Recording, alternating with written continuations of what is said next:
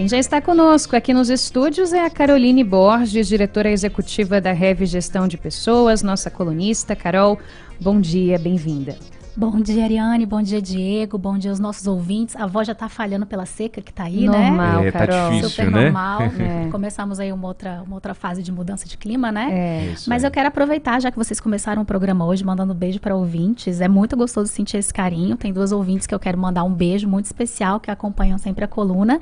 A Sandra, um beijo super grande por todo o carinho. E também a Daiane. Daiane, um beijo para você e sua audiência com a gente aqui no programa. E querida, Que Sandra legal. e Daiane. Exatamente. Beijo para vocês, meninas. Carol, hoje a gente fala de liderança. É um tema que rende também uma excelente conversa, não é? E aí a gente tenta entender se existe resposta para uma pergunta que muitas vezes é feita por aí. Ser líder ou ser um líder é uma coisa que pode ser para todo mundo. Tem gente que nasce com aquele espírito e ok, tem gente que não, e aí vai ter que se conformar com o não ser líder e ser ali subordinado de alguém.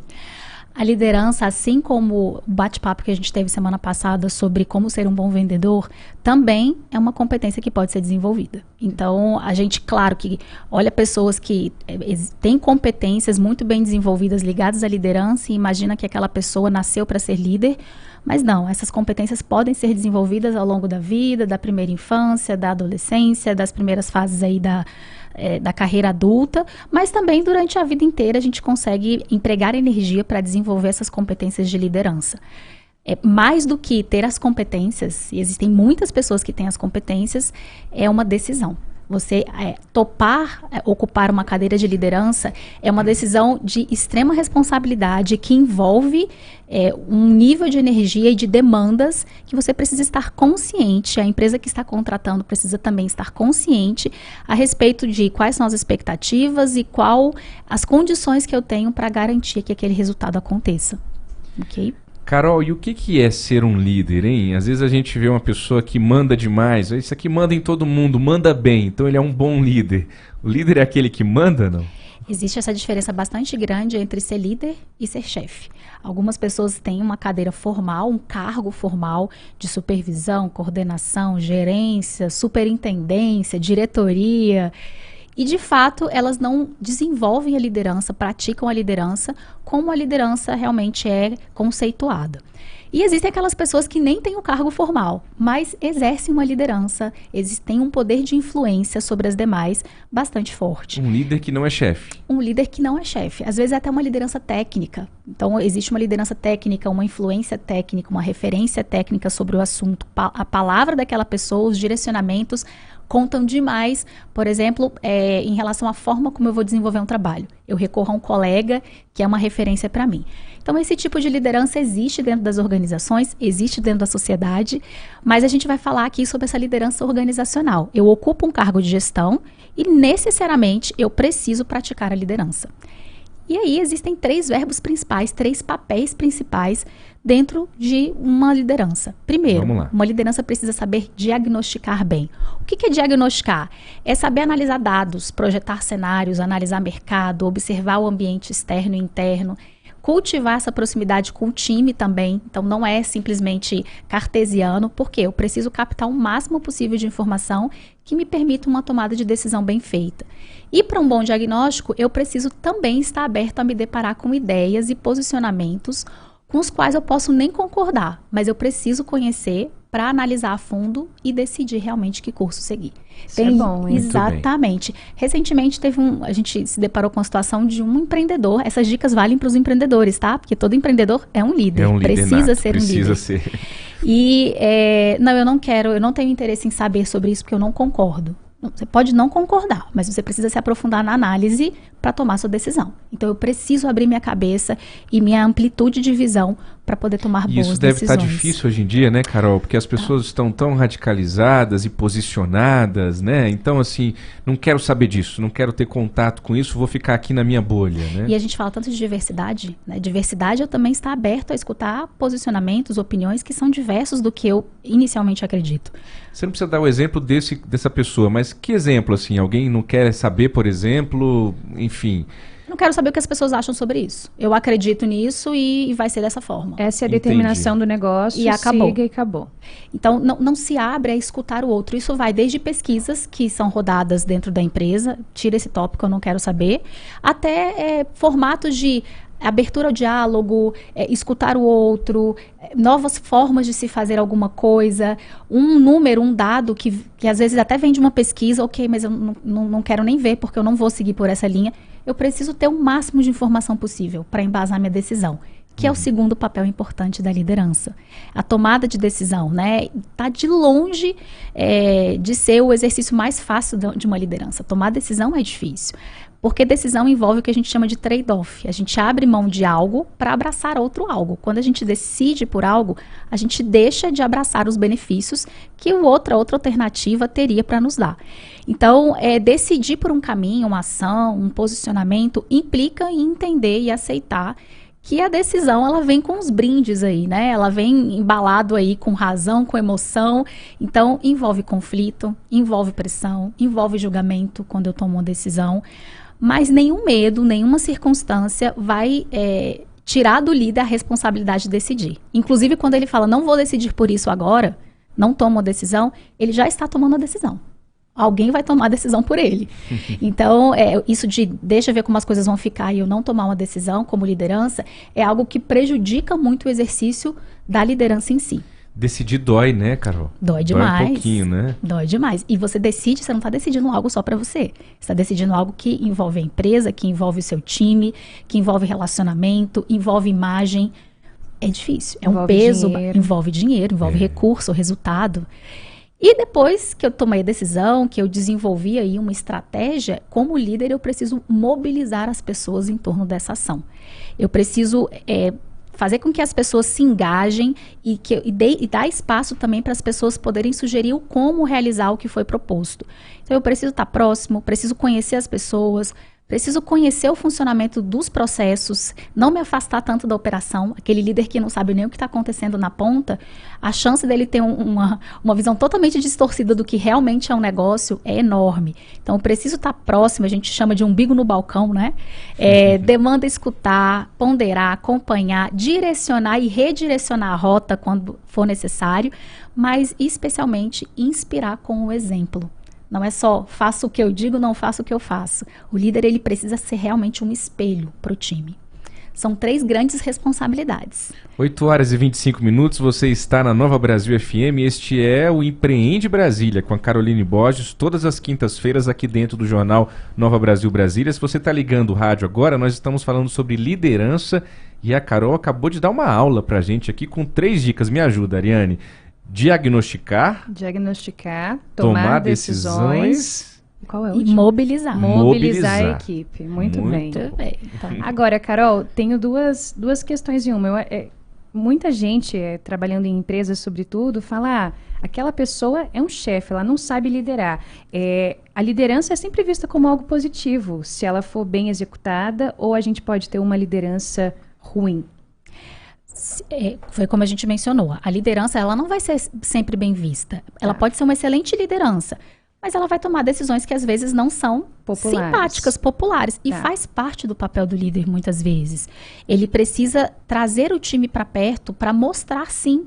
A liderança moderna hoje, e eu escrevi inclusive um artigo, está no meu LinkedIn, e está no LinkedIn da Rev, inclusive, Rev RH, exatamente, saiu ontem sobre esse tema. Legal. Líderes mais experientes, às vezes julgam que esse é um tema que não vale a pena escutar mais, eu já exerço liderança há muitos anos.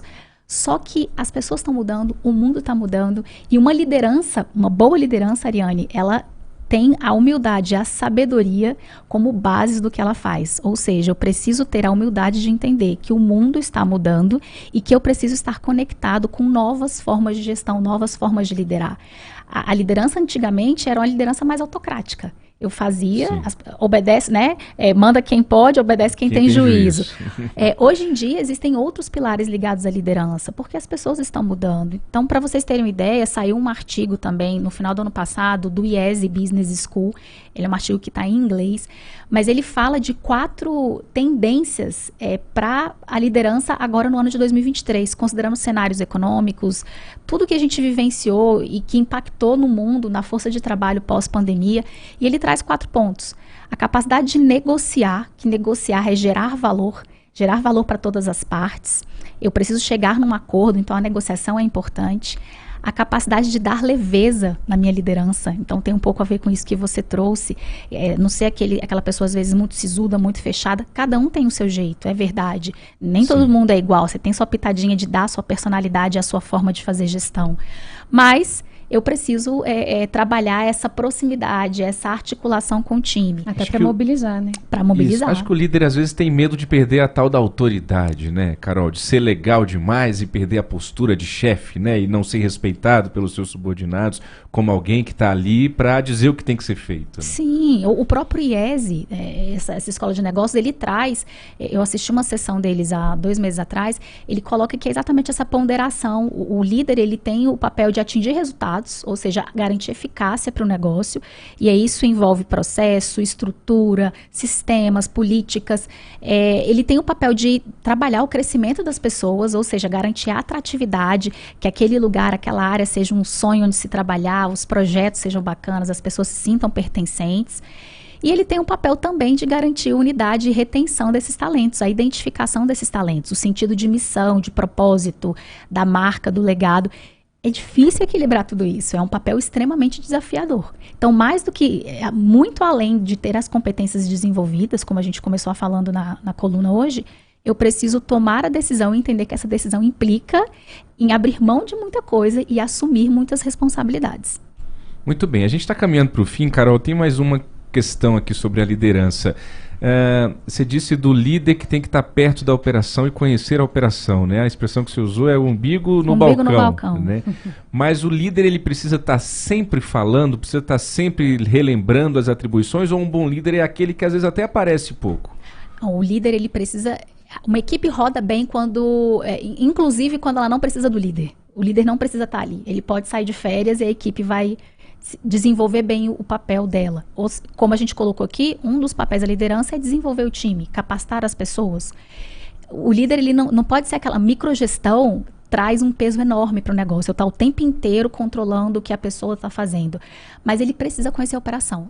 Aquela liderança que faz anos que não sabe, eu trabalho com varejo, faz anos que eu não experimento passar uma tarde num ponto de venda atendendo o cliente. Ele perde muito da percepção de quais são as dificuldades do time dele, de onde o sistema trava.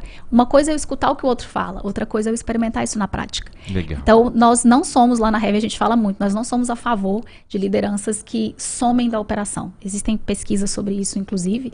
A gente precisa sempre ter um pezinho e entender como aquilo está funcionando na ponta. Muito bom. Carol, caminhando para o finalzinho da nossa conversa, uma última pergunta, se a gente pudesse resumir aqui conselhos, tanto para um gestor que está aí em vias de dar um cargo de liderança para alguém, um cargo de chefia, onde espera que ela exerça a liderança, quanto para um líder que esteja porventura nos ouvindo, que está nessa função, muitas vezes se sente ali meio perdido ou não sabe se está exercendo bem. Com tudo isso que a gente já falou, em que a gente poderia concentrar e resumir essas dicas? Vamos lá, vou falar rapidamente sobre empresa. Um colega estava falando essa semana sobre isso, também fez um post bem interessante. É muito comum a empresa olhar um bom colaborador e falar, nossa, essa pessoa é maravilhosa, vamos colocar ela num cargo de liderança. Aquele colaborador que brilha seu olho, é uma pessoa que entende do negócio a fundo, muito engajada, muito participativa, responsável. Eu preciso pensar se essa pessoa realmente tem as competências de liderança dentro do meu negócio para poder exercer isso bem. Se isso vai ser uma promoção ou se eu estou sacrificando a carreira dessa pessoa no negócio. Empreendedores, líderes, não existe teste. Eu não testo alguém em uma posição de liderança. Isso gera um problema muito grave dentro do negócio. Ou a pessoa tem o potencial que vai ser desenvolvido, pode ser que não esteja completamente preparado, mas vai ser desenvolvido, ela não vai voltar para a posição anterior, ou ela não tem. E ok, tudo bem, ela pode se desenvolver e crescer na empresa de uma outra Em forma. outra função. Interessante. Senão o estrago é grande, né, Carol? É enorme, é para a carreira do profissional, para o clima dentro da empresa, que mensagem que você deixa para os outros colaboradores.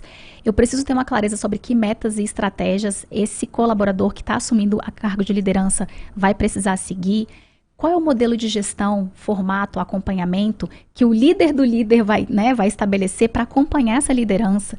Então, avalie o potencial desse colaborador antes de colocar ele nessa cadeira. Existe, inclusive, esse tipo de formato de serviço, né, de avaliar o potencial para entender quão longe esse profissional ainda está de um desafio como esse. E aí, importantíssimo, profissional. Você recebeu uma oferta para ocupar um cargo de liderança, se você nunca ocupou um cargo de liderança, preste atenção. Ser alçado a uma cadeira de liderança é algo que exige bastante. Não existe só esse tipo de encarreiramento, como a gente falou, você pode ser uma referência técnica, mas entenda quais são as expectativas que existem em relação a você como líder, quais são os resultados a serem entregues, em que prazo.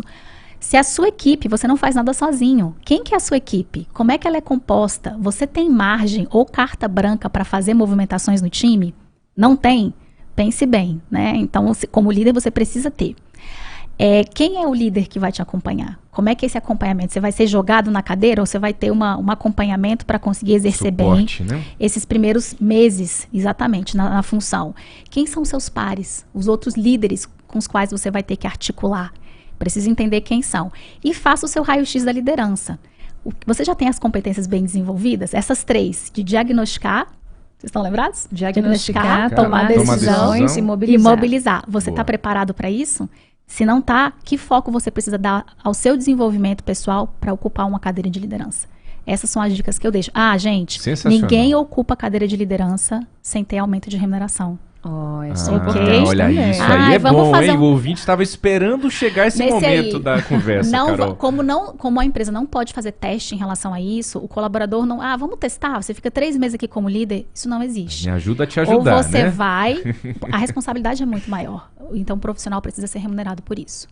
Muito bem. Excelente conversa sobre liderança. Caroline Borges, diretora executiva da Rev Gestão de Pessoas. Carol, até quinta que vem. Até quinta, pessoal. Obrigada, Carol.